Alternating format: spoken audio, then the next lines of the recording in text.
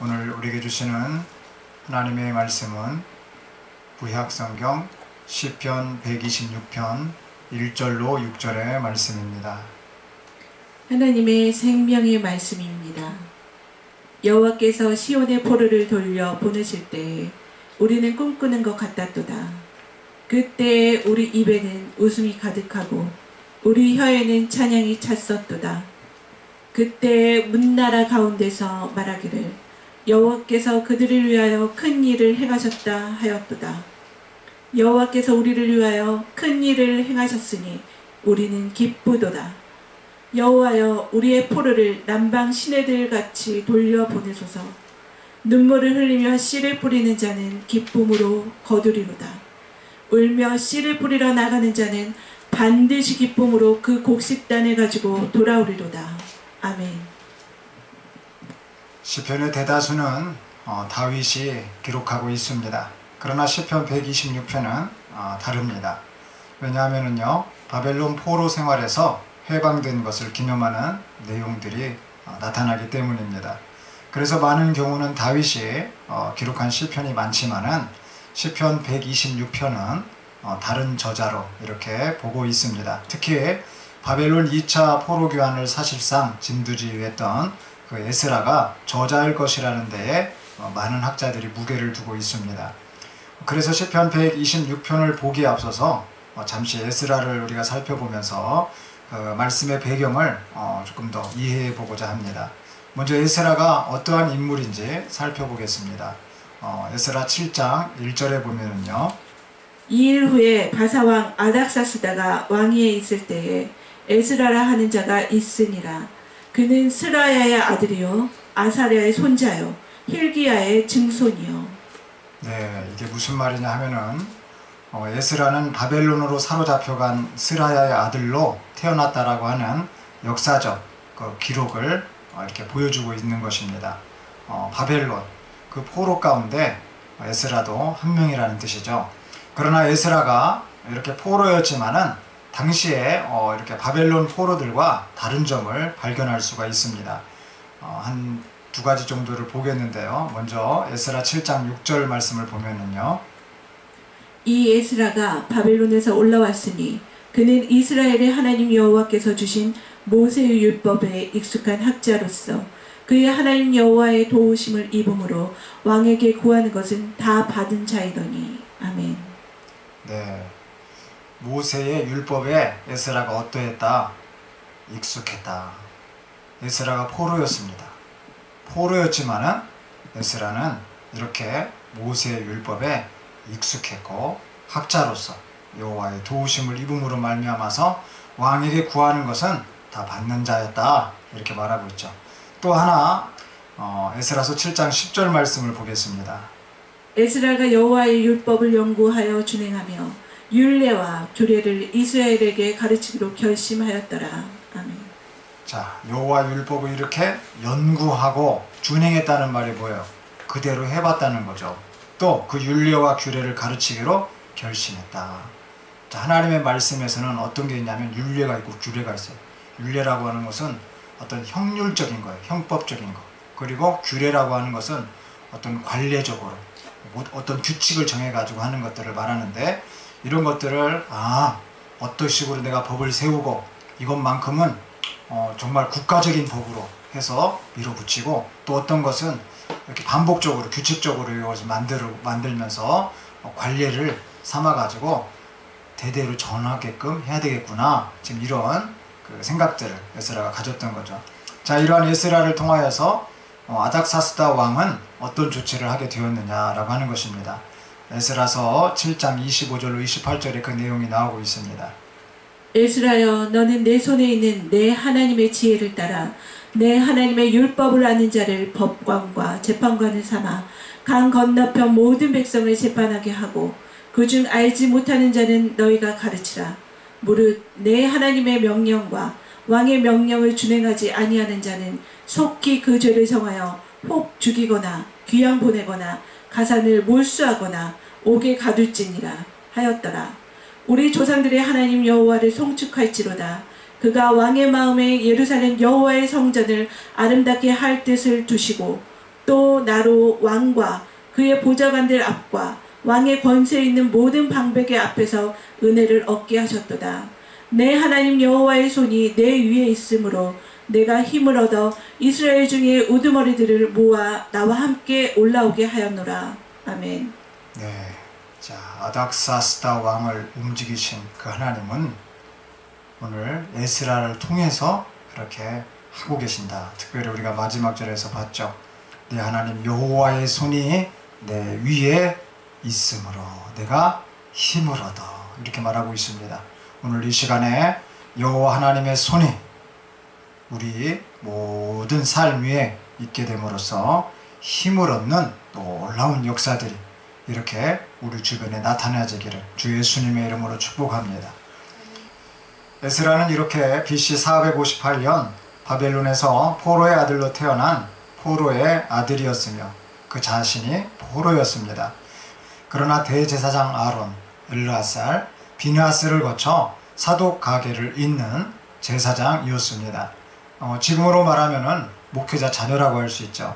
그래서일지 모르겠지만은 에스라는 하나님의 말씀을 연구하고 가까이하며 이스라엘 백성들에게 모세의 율법을 가르치기를 작정하였습니다. 이러한 에스라는 왕의 신임을 받게 되었고 필요한 모든 것을 얻는 인물이 되었습니다. 고국에 돌아온 에스라는 주의 성전을 건축하고 그 자신이 뜻하던 대로 하나님의 말씀을 가르치게 됩니다. 에스라는 모세의 율법에 따른 신정 정치의 실현을 꿈꿨으며 또한 실현시키고자 하였습니다. 따라서 당시 이방신을 믿던 이방인 아내와 결혼했던 이들을 권고해서 이혼 조치토록 하였고요.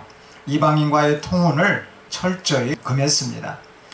안식일을 성수하고 율법을 준행하며 주의 성전에 정해진 그런 헌물을 드리도록 가르쳤습니다. 또한 세금에 대한 제도를 제정했습니다. 이렇게 신앙과 삶의 영역에서 지대한 영향을 발휘했던 에스라는 제2의 모세라고 불리웠으며 유대 공동체의 믿음의 본이 되고 영향력을 미친 아주 귀한 인물이라고 할 수 있습니다.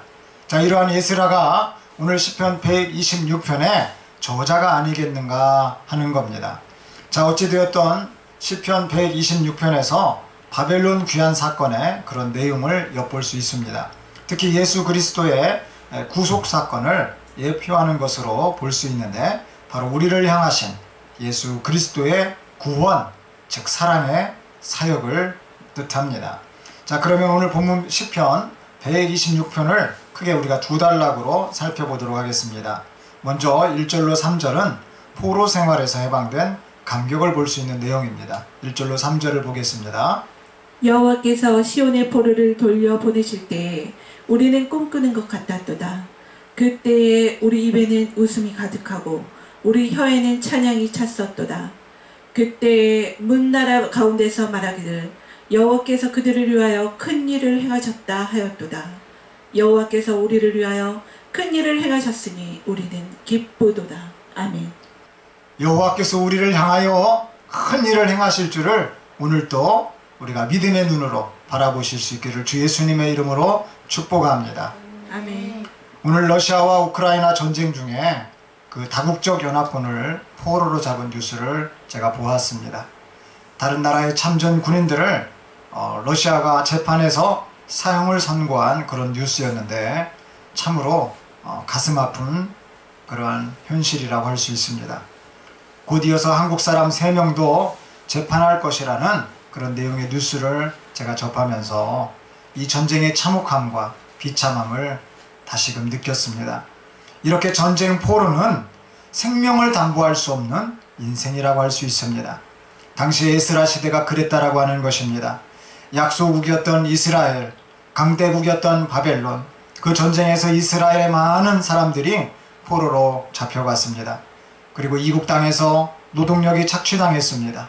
많은 약탈과 수많은 범죄가 바벨론의 법에 의해서 정당화되었습니다. 그런데 그러한 곳에서 포로로 돌려보내지는 오늘 역사가 이렇게 일어났다라고 하는 사실입니다. 사람만이 아닙니다.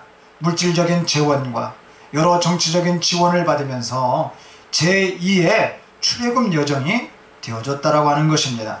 또한 이스라엘 재건의 핵심인 성전 건축을 통한 신앙의 확립이 삶의 개혁으로 바람이 불었습니다. 오늘을 살아가는 우리도요, 러시아와 우크라이나의 전쟁과 같은 그러한 전쟁에 속해 있습니다. 바로 영적 전쟁이다 라고 할 수 있는 이 죄와의 전쟁입니다. 우리 모두는 사실상 죄의 포로가 되어 있습니다. 성경 로마서 3장 9절 말씀에 보면은 그러면 어떠하냐? 우리는 나으냐? 결코 아니라.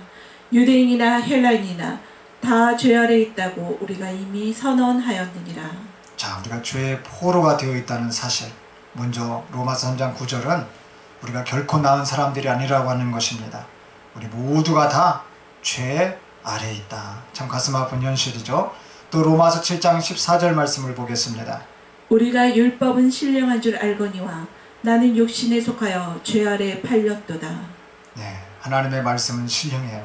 그런데 우리는 육신에 속해 있다.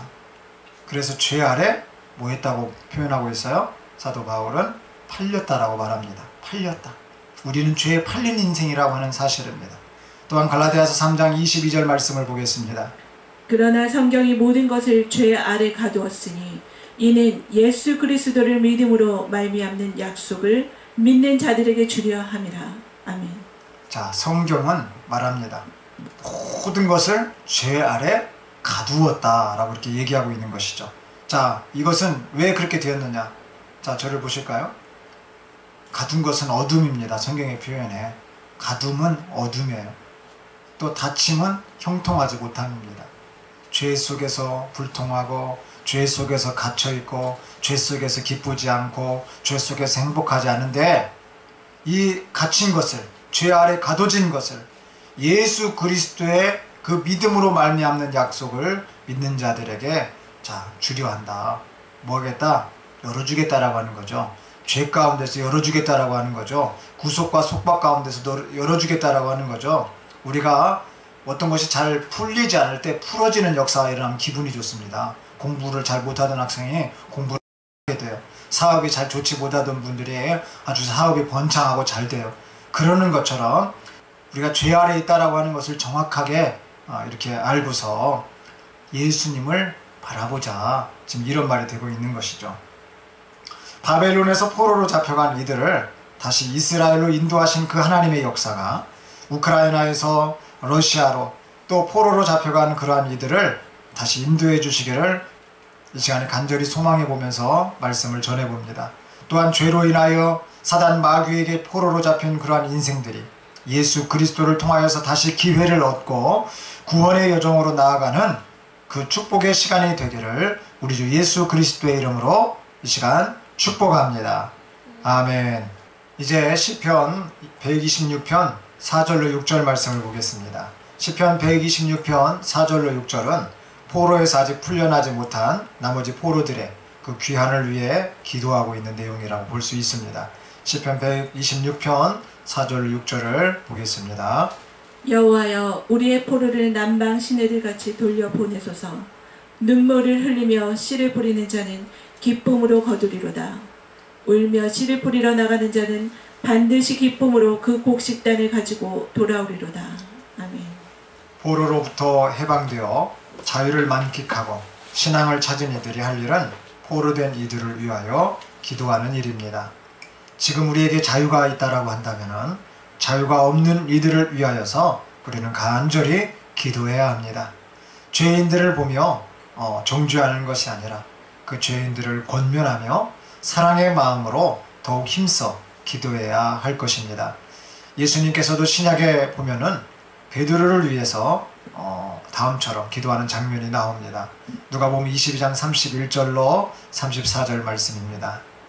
시몬아 시몬아, 보라, 사탄이 너희를 밀가부르듯 하려고 요구하였으나 그러나 내가 너를 위하여 내 믿음이 떨어지지 않기를 기도하였노니 너는 돌이킨 후에 내 형제를 굳게 하라. 그가 말하되 주여, 내가 주와 함께 오게도 죽는 데에도 가기를 각오하였나이다.